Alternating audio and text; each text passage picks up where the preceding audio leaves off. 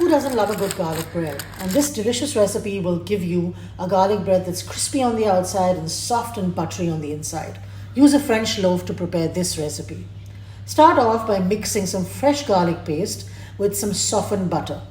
Mix it together, add a pinch of salt, then microwave it for about 60 seconds in order to cook that garlic paste. Garlic has a compound in it called allicin, which when released produces the potency associated with garlic. You want to make sure it's not too overpowering, so you cook it down a little bit. Now add some dried herbs, some red chili flakes if you want a little bit of a kick. You can also use pizza seasoning for this, it tastes delicious. Add a pinch of salt. Now add some more softened butter and mix this all together to get a creamy consistency that's very easy to spread.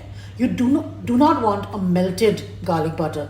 You want a creamy consistency that's very, very easy to spoon into the sliced garlic bread and over the sliced garlic bread.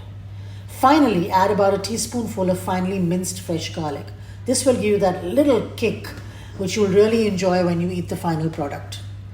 I used 127 to 130 gram French loaf for this recipe. French loaf is essentially made from the same dough as a baguette, but it's proofed a lot less and it bakes for a lot less time, so you get a very soft bread. In India, some bakeries actually call it a baguette, but it really isn't. Now slice this at an angle using a bread knife. I sliced the bread into 2 sections to make it easier to handle. Make sure you keep the bread intact at the base and don't slice right through. Just slice so as to create pockets into which the garlic butter will be spooned. Preheat your oven to 350 degrees and make sure you have some aluminum foil handy. Now spoon about a teaspoon between each crevice and then slather the remaining garlic butter over the top of the garlic bread. This ensures that the crust too gets buttery and golden and crispy. Don't use salted butter for this. It's better that you add salt to taste. French loaves generally don't have too much salt, so add a little extra salt to your garlic butter.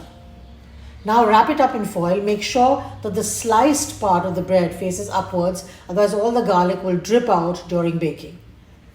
Place this in the middle rack and bake for about 20 minutes until the tops are golden and crispy and the entire garlic bread is really fragrant and buttery on the inside. Open it up, let it rest for a few minutes. Then you can put it into a bread tray and serve it warm to your guests. You'll find the recipe at taradeshpande.in.